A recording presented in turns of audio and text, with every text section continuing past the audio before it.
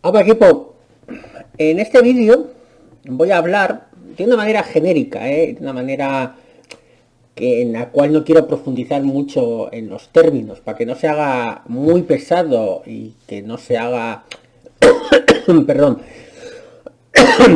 y que no se haga pues difícil de seguir para la gente que no tenga muchos conocimientos sobre tecnología o sobre lo que sería la seguridad informática, ¿no? Quiero que sea un vídeo divulgativo. Sé que va a ser un vídeo largo, pero intentaré que sea lo más ameno posible y que la terminología y el tema a tratar se entienda incluso para esa gente que, repito, no tiene un contacto muy directo con la tecnología y con la terminología que se utiliza en esta materia, ¿no?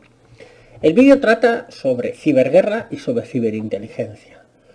Son dos términos que cada vez más se empieza a oír hablar de ellos en, bueno, pues en el mundo de la geopolítica y cada vez también más en los medios de comunicación generalistas, ¿no?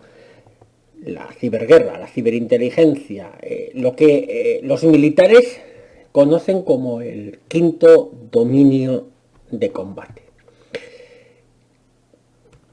Los dominios de combate, en terminología militar, estaríamos hablando sería el escenario, ¿no? Donde se estaría desarrollando esos combates. El primer dominio, lógicamente, sería el terrestre, que es donde la humanidad empezó a combatir. Luego, la humanidad siguió combatiendo en lo que se conoce como el segundo dominio de combate, el segundo escenario de combate, que sería el marítimo, el mar. A principios del siglo XX, el aéreo.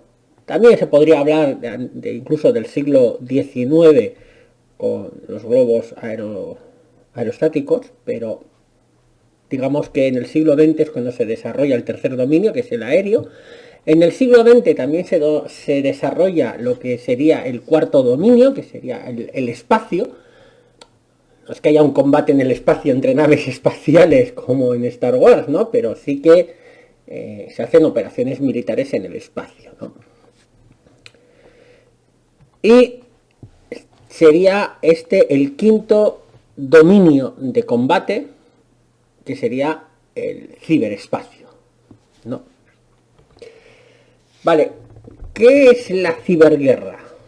Pues según un funcionario de la administración estadounidense que se encargó de hacer los primeros manuales de ciberguerra, estaríamos ante el conjunto de acciones llevadas por un Estado para penetrar los sistemas informáticos y las redes de otro Estado para hacer daño o alterarlos, ¿no? Bueno, también podríamos hablar que aparte de los estados, podrían ser grupos de hacktivismo. Cuando hablamos de hacktivismo, no tienen por qué ser ideológicamente cercanos a nosotros.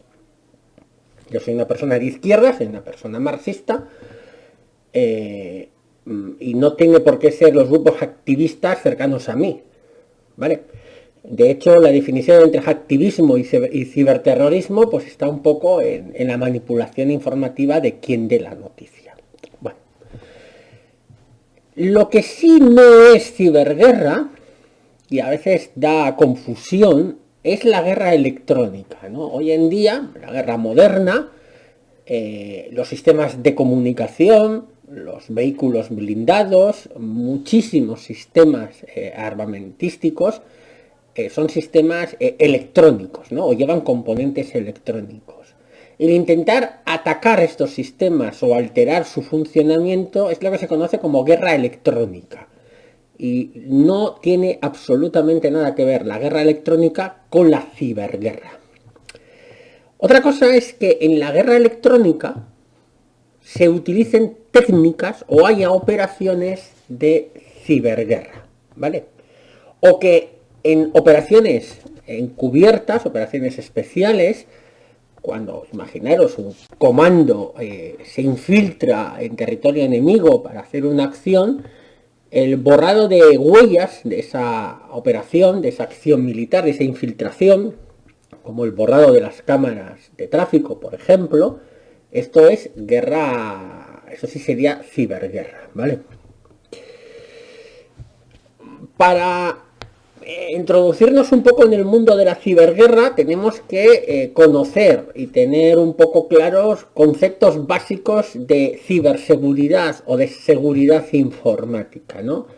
Vale, el primer concepto que tenemos que tener claro son los tres pilares sobre los que se fundamenta la ciberseguridad, la seguridad informática, que es la confidencialidad de la información y de los sistemas, la integridad de esa información y la disponibilidad de esa información y de esos sistemas.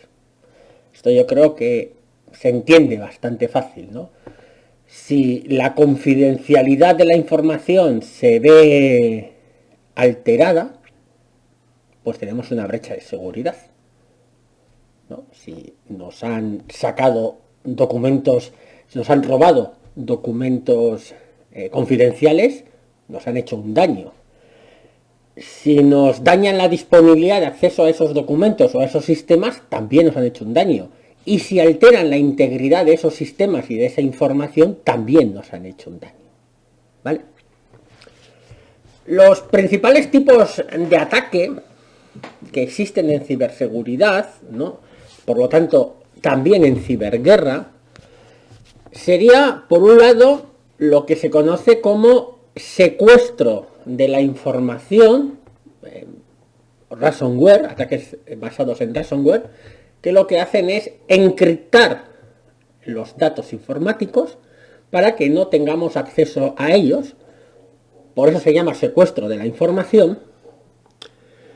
Principalmente no suele ser una cuestión de ciberguerra, ya que en este caso estaríamos hablando de que el interés es un interés meramente económico. A través de un rescate económico, muchísimas empresas, y seguro que alguno lo ha sufrido o conoce a alguien que lo haya sufrido, que le han encriptado la información y le han pedido un rescate por ello a través de un pago en bitcoins. Bien, algo que sí estaría mucho más cercano a la ciberguerra sería lo que es el robo de la información. Serían operaciones de inteligencia, exfiltración de datos.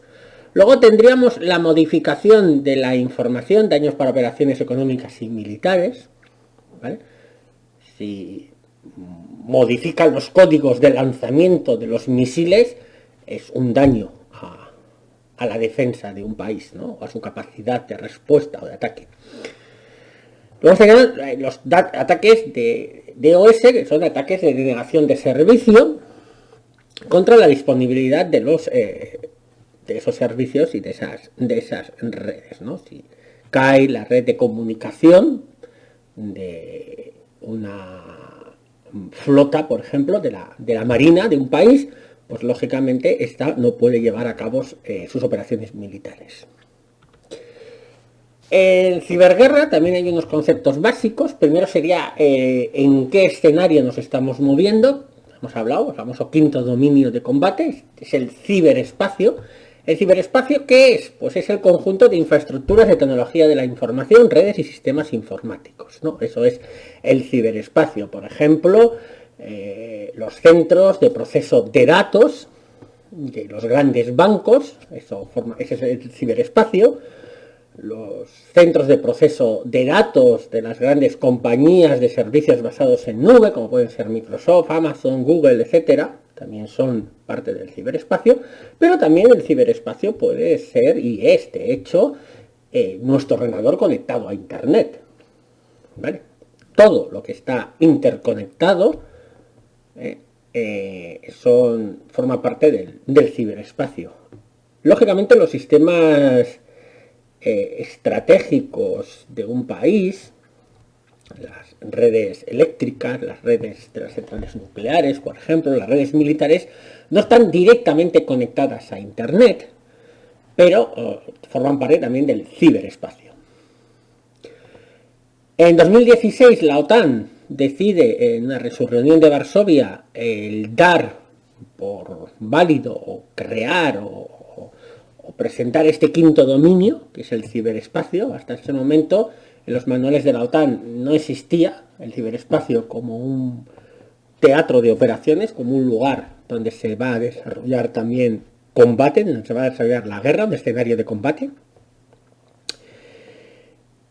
Y el objetivo principal de la ciberguerra, como ya he dicho anteriormente en la diapositiva anterior con el tema del DOS, etcétera, sería un poco dañar cuando se hace el ataque e integrar cuando se hace la defensa los sistemas militares tradicionales, ¿no? Hoy en día los ejércitos más modernos del mundo, Estados Unidos, ejércitos de la OTAN, Rusia, China, etcétera, sus sistemas, sus soldados, los drones, los tanques, los destructores, todo está interconectado. Para recibir información, para dar información, todo está interconectado. Por tanto, y esto es importante, el hacer caer ese sistema de interconexión de los soldados, de vehículos militares, etcétera, los sistemas de información militares, sería dejar ciego y dañar de manera importante la capacidad de ese ejército para realizar operaciones militares. La ciberguerra, como cualquier otra guerra, tiene una parte blanda, una parte más política, digamos, de alteración política, y una parte mucho más dura, mucho más de en sí ya la que es la operación militar, ¿no?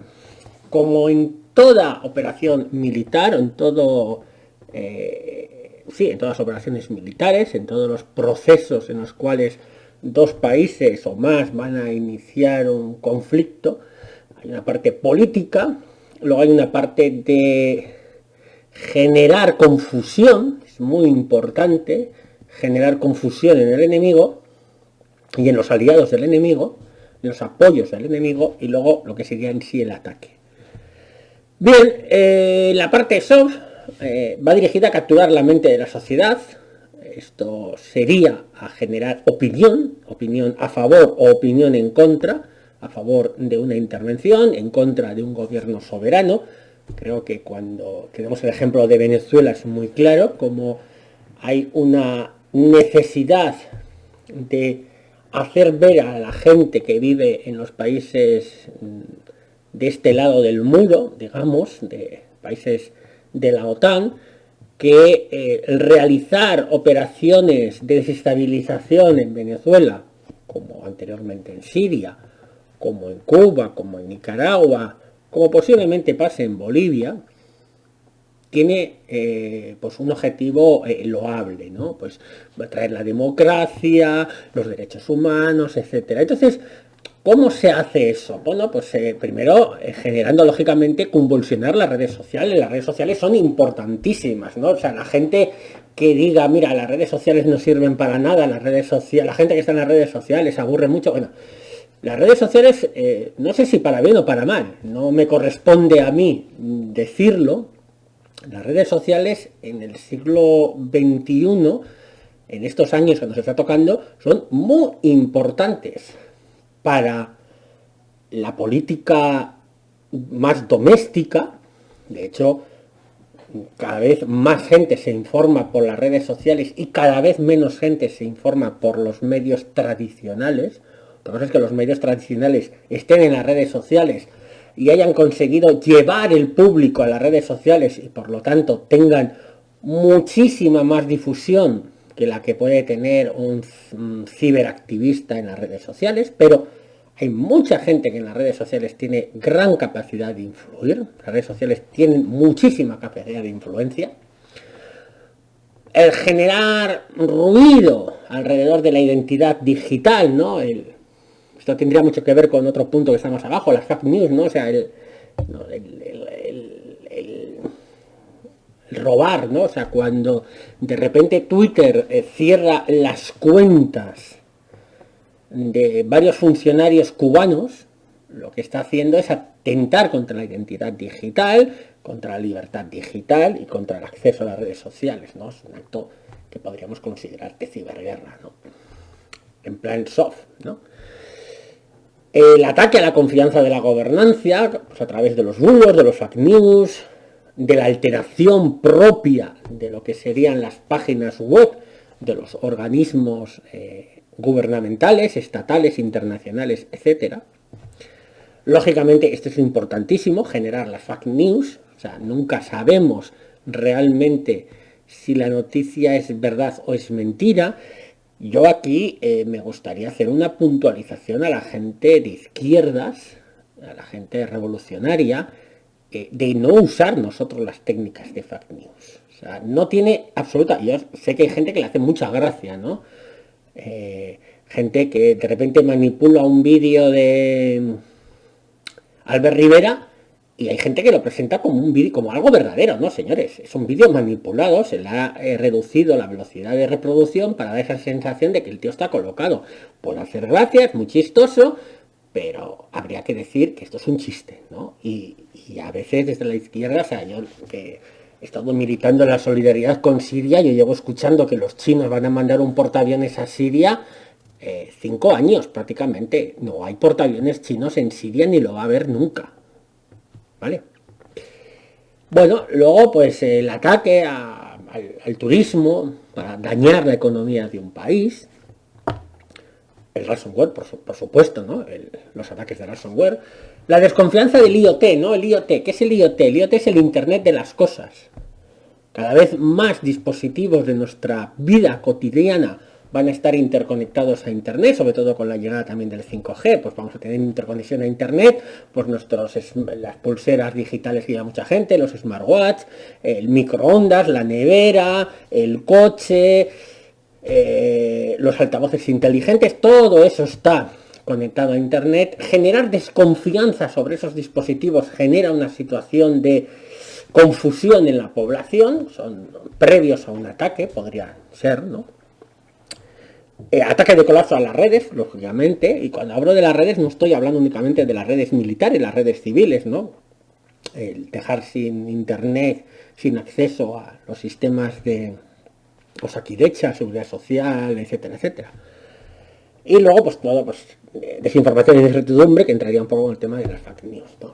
Luego entramos un poco en el nivel ya más de ataque, ¿no? Pues el fraude electoral a través de la ciberguerra, ¿no? Ya sea atacando aquellos países que utilizan sistemas electrónicos de votación, Estados Unidos, Venezuela, por ejemplo, o generar cambio de opinión artificial a través de empresas como Cambridge Analytica, ¿no? Ataque a las comunicaciones, a los sistemas TICs, dejar sin comunicación.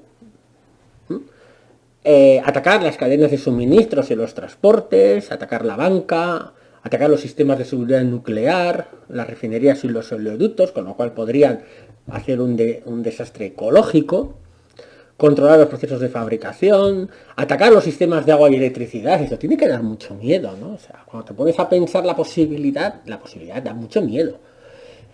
Vosotros tenéis que imaginaros, ¿no? Vosotros y vosotras tenéis que imaginaros la siguiente situación. Estamos acostumbrados a que cuando un país quiere atacar a otro y producir muchos daños y muchos muertos, pues moviliza recursos militares que son, en muchos casos, son caros, ¿no? Pues portaaviones, bombardeos, drones, etcétera, ¿no?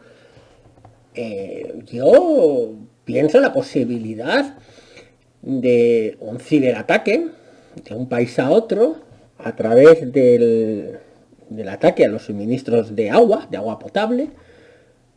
Imaginaros la cantidad de muertos que eso puede producir sin que se haya movido del asiento nadie, sin disparar una bala. Sin disparar una bala. O dejar sin electricidad a los hospitales. Ya pasó un ciberataque a unos hospitales británicos y eso puso en riesgo, ¿no? Fue un peligro, ¿no? Y luego no pasaría con con la aviación civil, ¿no? La web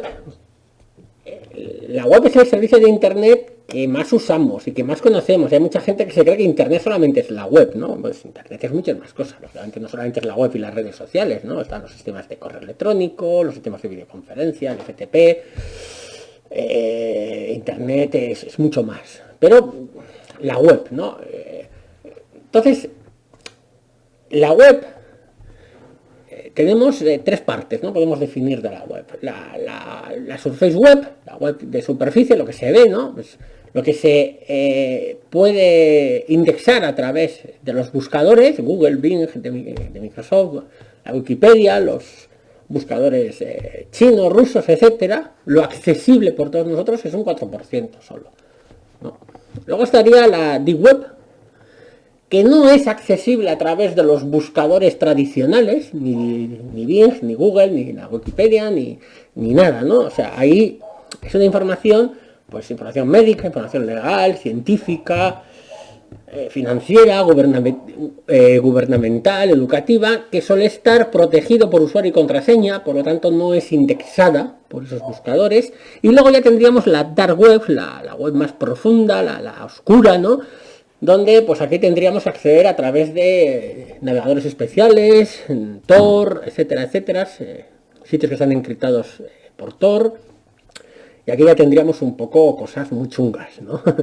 Pues lógicamente aquí se mueve el hacktivismo, aquí se mueve tráfico de droga, aquí se mueve tráfico de armas y cosas muy chungas, ¿no? Que fijaros que es un 6% frente al 4% de lo que sería lo legal o lo que nosotros conocemos. Bueno, ¿cómo se produce un ciberataque? Bien, un ciberataque, para que se produzca, lo primero es que alguien o alguienes, gente, un país, un estado, un grupo, quien sea, tenga una motivación y tenga los recursos suficientes para realizarlo. Es fundamental ambas cosas, motivación y recursos. Gobierno del país X quiere atacar al país Z, eso sería la motivación, y los recursos sería pues que tenga dinero suficiente para poner en marcha ese ciberataque. A veces los recursos no son tan difíciles de conseguir, porque hasta se hace por encargo. Hay gente, los recursos simplemente es tener dinero. Tener dinero. Luego, detectar las vulnerabilidades del sistema a atacar, ¿no? Las vulnerabilidades que pueden ser por diseño, que tengan bug el sistema, que tengan una puerta trasera que pueda ser explotada, etcétera. De uso, pues que la gente que usa el sistema, los usuarios, no sean muy prudentes, entonces por ingeniería social puedes intentar buscar algún tipo de vulnerabilidad para atacar, y algunas otras vulnerabilidades, ¿no? Para no entrar ahora mucho en la materia. Luego, pues se trata de encontrar un exploit para poder explotar esa vulnerabilidad. Yo encuentro una puerta trasera, yo encuentro un fallo de diseño, bien, hay un fallo, tengo que buscar la manera de tener un código que me permita, explotando ese fallo, acceder, ¿no? El cuarto punto sería, lógicamente, la infiltración dentro del sistema y la persistencia, quedarme, ¿no? No vale solamente con entrar, yo puedo entrar a un sistema informático y estar dentro 5 segundos hasta que el sistema me echa, ¿no? Entonces se trata de entrar y hacer persistencia, ¿no? Persistencia que puede ser porque he ocultado el ataque o porque he anulado los sistemas de defensa, ¿no? Y lógicamente, como en la vida real, cuando se hace un ciberataque, que principalmente son operaciones encubiertas, ¿no? Porque el ciberataque tiene más que ver con las operaciones encubiertas que con la guerra abierta. De hecho, hoy en día hay cantidad de ciberataques y no hay y no es que se declaren abiertamente, es el borrado de huellas, ¿no? Bueno, yo hago un ataque, pero vamos a intentar que la gente no se entere que he sido yo, ¿no? Vale. ¿Quiénes participan? ¿Quiénes son los sujetos en esto de la ciberguerra? Bueno, pues tendríamos los cibercriminales, que no hackers. Habrá hackers que sean cibercriminales y habrá cibercriminales que no sean hackers, ¿vale? Entonces, primero los cibercriminales. En tema de la ciberguerra no suelen tener muchísima importancia, porque, bueno, su principal objetivo es conseguir dinero y por lo tanto sus ataques no suelen ser dirigidos, suelen ser muy genéricos, ¿no? Yo lanzo un ransomware, a ver si infecto aquí al mayor número posible de gente para conseguir el mayor número posible de rescates y de dinero, ¿no? Los activistas ya sí, porque son ataques dirigidos, con lo cual, bueno, pues cuando Anonymous realiza una acción, está haciendo una acción que podría ser considerada de ciberguerra, ¿no? Ciberguerra, ciberseguridad, a veces que es muy difuso, ¿no? La frontera, la línea de separación. Entonces dices tú, bueno, hombre, no es ciberguerra. Sí, bueno, podríamos considerar que sí.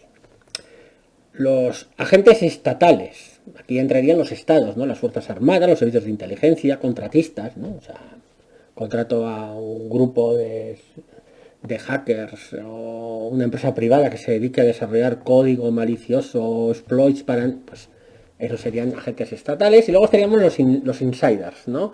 Que son usuarios desencantados con la organización que deciden en un momento dado pues robar información, con lo cual están atentando contra la confidencialidad de la información, por ejemplo. Y cuando digo robar no digo que no sea malo, porque de hecho a veces es muy bueno para los intereses de denuncia de los países hegemónicos y del imperialismo, etcétera. El manual de Tallinn es el intento de la OTAN de... A ver cómo lo explico. Es el intento de la OTAN de que este nuevo concepto de guerra, ese nuevo escenario de guerra, de alguna manera se regularice, ¿no? Llevar el derecho internacional al ciberespacio. Y de alguna manera la OTAN lo que pretende con esto es darle un cariz legalista a las operaciones de ciberataque, de ciberguerra, tanto de ciberataque como de ciberdefensa, ¿no? Por lo tanto, el manual de Tallinn no deja de ser más que el manual de ciberguerra de la OTAN. No está escrito directamente por la OTAN, por funcionarios de la OTAN, sino que está escrito por un grupo internacional de expertos independientes, que viendo cómo ya en el año 2009 empieza a haber cada vez más ataques de ciberguerra, ataques contra Estonia, contra Georgia, etcétera. Luego va a haber el caso de Sputnik contra Irán, pues deciden hacer este manual que luego apadrinará la OTAN.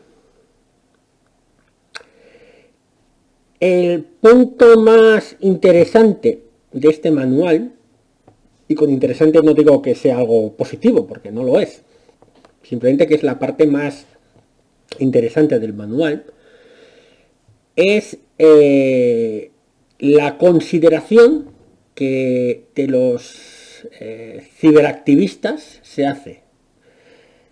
Los ciberactivistas y los expertos en seguridad informática de terceros países pueden ser considerados como enemigos, como objetivos militares enemigos y por supuesto eliminables.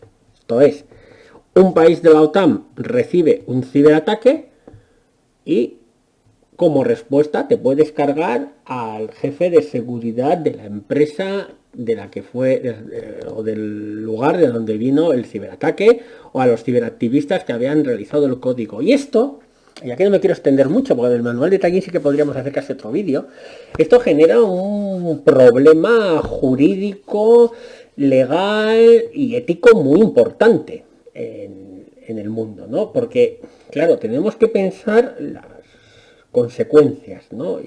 y todo lo que rodea. Vamos a ver. Yo soy país X, país de la OTAN, y recibo un ciberataque. Por ejemplo, han dañado a mi banca y me han producido un daño económico terrible. Bien, según el manual de Tallinn, el ordenador o los ordenadores desde donde se hizo el ataque es un arma. Primer punto para debatir, ¿no? O sea, ¿un ordenador es un arma, sí o no? Luego tendríamos el hecho de los enemigos en sí, ¿no? O sea, imaginaros que alguien desarrolla un código por motivo A, por lo que sea. Ese código o parte de ese código es utilizado por los ciberactivistas que realizan el ataque, por las personas que realizan el ataque, para atacar mi infraestructura. Según el manual de Tallinn, yo podría pedir responsabilidades al autor del código. Y de hecho podría considerar al autor del código un enemigo, un objetivo militar legítimo. Una persona que desarrolla un código por motivo que está totalmente al margen de esto.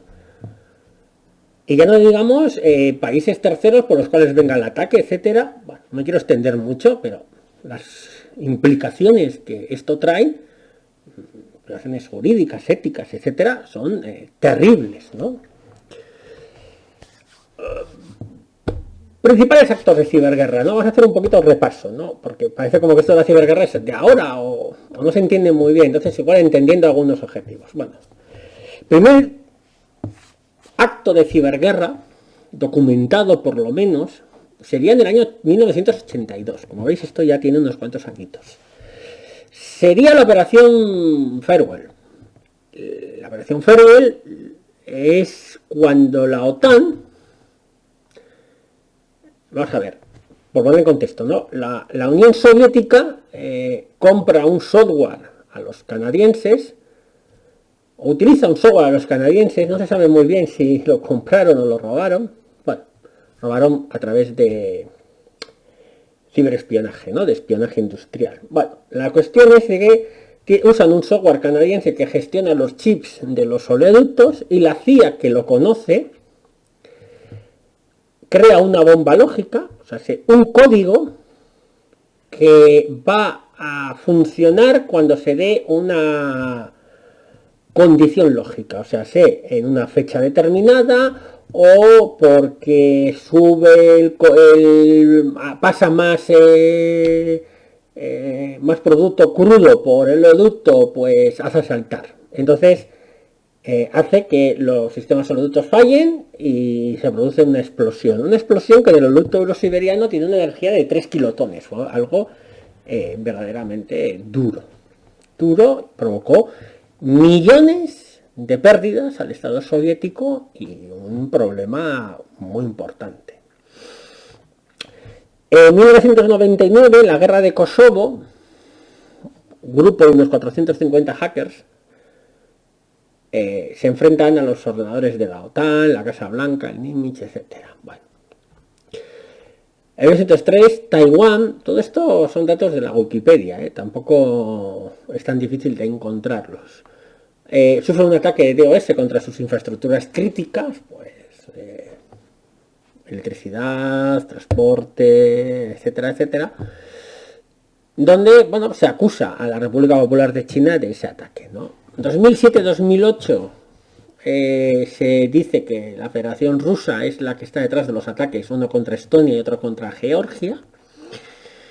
El de Estonia tiene su origen en el momento en que el gobierno de Estonia decidió retirar los monumentos a los soldados soviéticos. Pues el gobierno ruso, junto con los prorrusos, o los ciudadanos rusos, más que prorrusos, los ciudadanos rusos de Estonia, tuvieron ahí unas protestas y parece ser que desde la Federación Rusa, no se sabe si de manera gubernativa o ciberactivistas rusos, atacaron los sistemas de comunicación y fue algo muy continuado, ¿no? De estos dos ataques es cuando la OTAN decide ponerse, por eso el manual de Tallinn, por la capital de Estonia, y porque además allí está el mando central de ciberguerra de la OTAN, o de ciberseguridad de la OTAN. Y posiblemente el más conocido de todo, el de que más literatura existe, ¿no? Lo que nos explica lo que quiere, para lo que sirve un ataque de ciberguerra, ¿no? Irán 2010, el ataque a través de Stuxnet, ¿no? Stuxnet además es la primera ciberarma, porque es la primera vez que se desarrolla desde cero un código dirigido a hacer esto, a dañar una infraestructura crítica de un país, a hacer daño material, a crear un arma. No hacer daño, porque hacer daño, todos los ransomware, todo el malware, perdón dicho, se utiliza para hacer daño. Pero este te permite que se desarrolle, se sientan y dicen, vamos a desarrollar un programa que se cargue el programa nuclear iraní. Este es un código que se introduce en las computadoras de la central nuclear iraní, no a través de internet, porque lógicamente el programa nuclear iraní no está conectado a internet, sino que se introduce a través de un pendrive, posiblemente a través de alguien que comete el error, un usuario que comete el error. Por lo tanto, aquí también participa en algún momento la ingeniería social, es decir, que en ese pendrive firman las fotos de alguien. El programa, el código malicioso, se queda trabajando se queda primero dormido, no funciona, no hace nada, y poco a poco empieza a cambiar, a variar los parámetros sobre los que tienen que funcionar las centrifugadoras, dañando una tras otra y por lo tanto dañando de manera considerable el programa nuclear iraní. El origen del ataque, pues está claro que son los servicios secretos de Estados Unidos y de Israel en conjunto, y ahora parece ser que también se ha descubierto la implicación de una empresa holandesa. Bueno, en 2012 también en Oriente Medio, el CERT iraní, los CERT son los Centros de Respuesta a Emergencias Informáticas, y la compañía Kaspersky detectan un malware de tipo troyano, se mete ahí para sacar información fuera, con propósitos de ciberespionaje en Irán, Libia, Líbano, Arabia Saudí, Sudán, Egipto, ¿vale? Se dice que este mismo código podría haberse generado en paralelo al proyecto Stuxnet, por lo tanto serían los mismos atacantes los que estarían detrás, Estados Unidos e Israel. Para entender un poco el hacktivismo, ¿cuáles son los principales actos de hacktivismo, ¿no? Wikileaks, por supuesto, o sea, la exposición pública de cantidad de documentos que ha hecho entender cómo funciona la geopolítica y cómo funcionan los modelos hegemónicos de gobernanza mundial.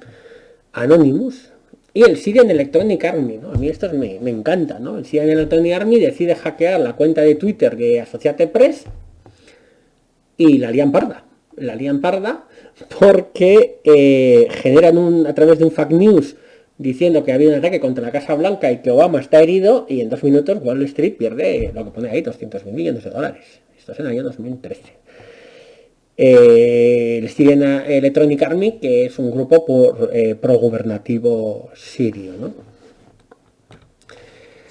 Principales actos de los insiders, pues los más conocidos, el más conocido posiblemente sea el de Edward Snowden, es un analista de la NSA que se marcha con abundante material informático porque está disconforme de cómo la NSA se encarga del espionaje de todos nosotros.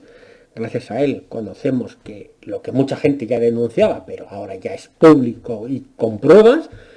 Y el otro caso es la soldado Chelsea Manning. Edward Manning es porque se cambió de sexo en la cárcel, que es un analista de inteligencia del servicio de Estados Unidos que filtra importante información sobre las operaciones de Irak y Afganistán, entre ellos todos los actos de terrorismo que hace Estados Unidos con sus drones matando a cantidad de civiles en Afganistán y en Irak, ¿no? Lo estamos viendo, el enfoque lo hemos visto un poco desde el lado del ciberataque, la ciberguerra, desde la parte del ataque un poco, y luego pues cómo se defienden, ¿no? los gobiernos ante la ciberguerra. Bueno, pues principalmente todos los países del mundo, o prácticamente casi todos los países del mundo, tienen los CERT, ¿no? Los que pone ahí ya, como he dicho anteriormente, los equipos de respuesta ante emergencias cibernéticas. En España es el CER, tiene el nombre del CCN, ¿no? El Centro Criptológico Nacional, que es dependiente del CNI, es el encargado de las infraestructuras críticas del Estado. Luego está el Esquema Nacional de Seguridad. Este es está más enfocado al mundo empresarial de las grandes empresas. En Estados Unidos está el US CERT, que depende del Departamento de Seguridad de los Estados Unidos. El cubano, dependiente de la seguridad del Estado cubano, está bastante bueno. Han parado bastantes ataques. Y lógicamente el venezolano que han tenido que enfrentarse, lógicamente, a lo que les pasó hace poco con la famosa central eléctrica, ¿no? Que fue atacada por un ciberataque, por un acto de ciberguerra, ¿vale? Bueno, luego tenemos la parte de ciberinteligencia, ¿no? Pues en inteligencia, ¿no? En inteligencia la podríamos dividir en la UMINT, en inteligencia humana, que es lo de siempre, los espías vulgo vulgaris, ¿no? De andar por casa, el 007 típico. SIGINT sería inteligencia de señales, que sería toda la manera de detectar y conseguir las escuchas. Aquí traería todo lo que sería la parte de la red Echelon, ¿no? De cómo consiguen capturar todas nuestras conversaciones telefónicas, emails, etcétera, etcétera, ¿no? Ahí traería la inteligencia económica, la inteligencia geo a través de satélites. Luego en sí ya la inteligencia cibernética, pero a mí me gusta hablar de esta, OSINT. OSINT es Open Source Intelligence, inteligencia de fuentes abiertas. Todos nosotros podemos hacer OSINT. Y de hecho hacemos muchas veces OSINT, ¿no? Cuando vamos a un buscador de Google a buscar cosas. La cantidad de información pública que está en Internet accesible para cualquier persona sobre nuestras vidas, sobre nuestras empresas, es terrible.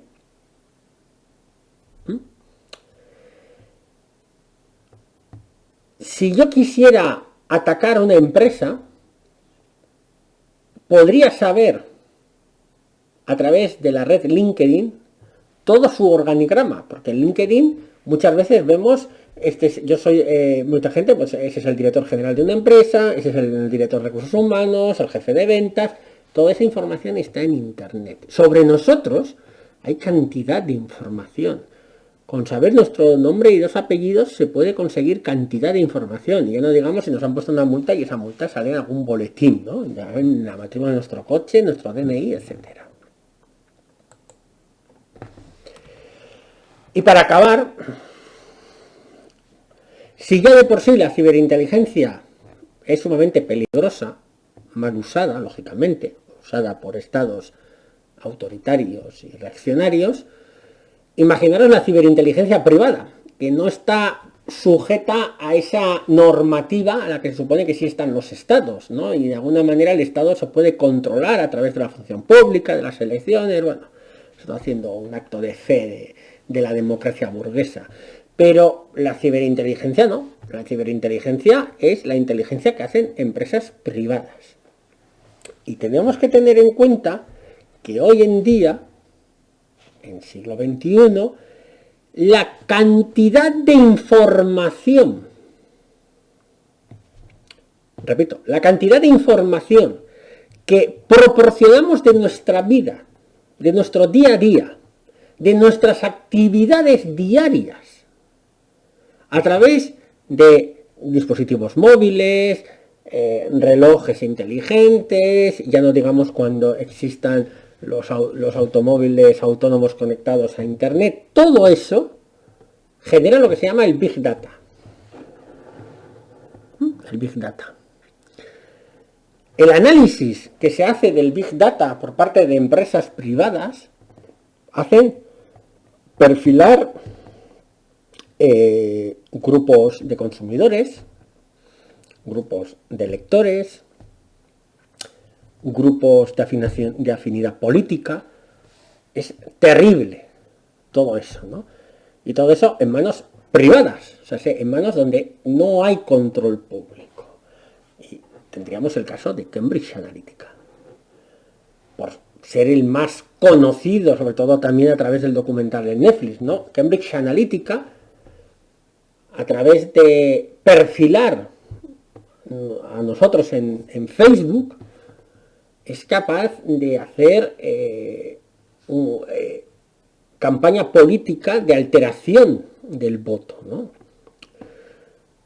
Antes estaba claro, ¿no? La democracia no ha funcionado nunca. Si yo me presento con un partido que tenemos de presupuesto 5.000 euros, no voy a poder competir, ni voy a ganar las elecciones nunca contra partidos políticos que tienen millones de euros de presupuesto. Eso es imposible, ¿no? Pero es que ahora ya no se trata de eso. Ahora se trata de que va a ganar el que tenga la capacidad de hacer lo que hizo Cambridge Analytica a través del Big Data, a través de Facebook y las redes sociales. Porque la propaganda va a ir dirigida. Y gente que en principio no tenía grandes posibilidades de ganar las elecciones, las han ganado gracias a este tipo de operaciones. Y pongo el ejemplo de Cambridge Analytica para que se entienda un poco de qué estoy hablando, pero esto ya también lo hizo Obama con el uso de las redes sociales. Entonces, la ciberinteligencia en manos privadas puede poner en riesgo ya incluso la propia democracia burguesa, ¿no? Daría también para otro vídeo a hablar de todo esto. Y nada, pues hasta aquí el vídeo, que espero que os haya gustado y espero que haya servido para que vayáis conociendo un poquito más de este mundo y que cuando oigáis en la televisión todo esto de la ciberguerra, la ciberinteligencia, pues por un poquito sepáis un poco de qué va, ¿no? Hasta aquí.